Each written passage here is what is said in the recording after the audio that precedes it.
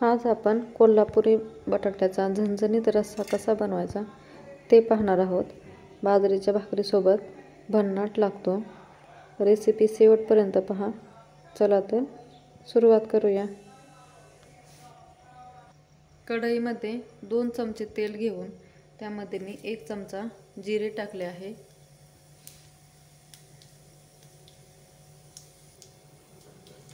जिरे तडतडले की त्यामध्ये टाकूया कांदा। एक मोठा कांदा बारीक चिरून घेतला आहे।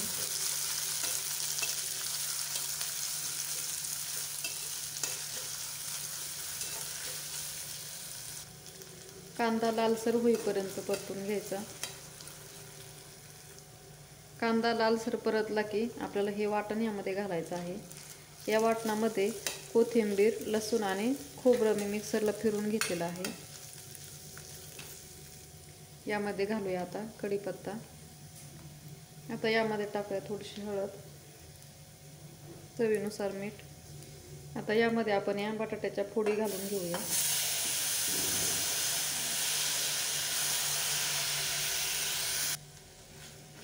व्यवस्थित मिक्स करून हलवून घ्यायचं एकजीव करून।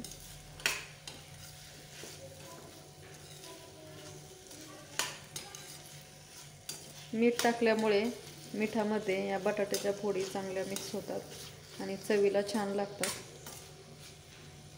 आता यावरती 2 मिनिट आपण हे झाकण ठेवूया। बटाट्याला पाणी सुटलेलं आहे आणि मस्त असा कलर आलेला आहे। आता यामध्ये मी कोल्हापुरी कांदा लसूण मसाला टाकणार आहे 2 चमचे। 1 चमचा कोल्हापुरी काश्मीरी लाल मिरची पावडर। आता हे आपण मिक्स करून घेऊया।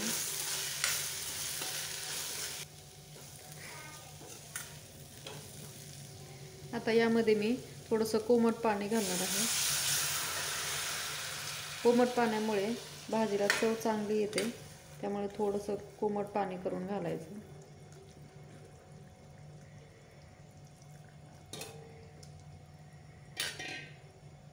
आता याला आपण उकळी काढून घेऊया।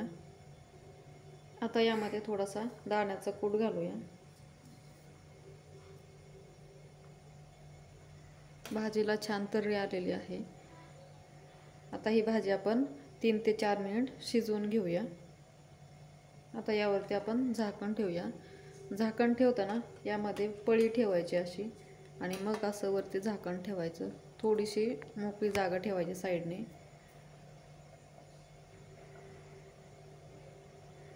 अशी पळी ठेवल्याने काय होतं, भाजीला तर्री छान येते।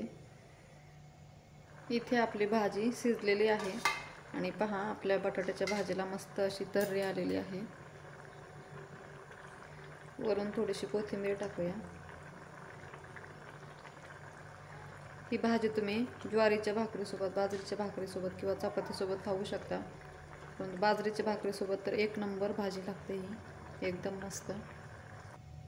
रेसिपी आवडली असेल तर व्हिडिओला लाईक करा।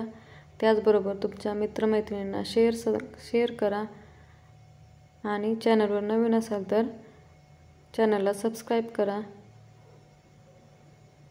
भेटूया पुढच्या व्हिडिओमध्ये अशाच एखाद्या नवीन रेसिपीसह। तोपर्यंत बाय बाय।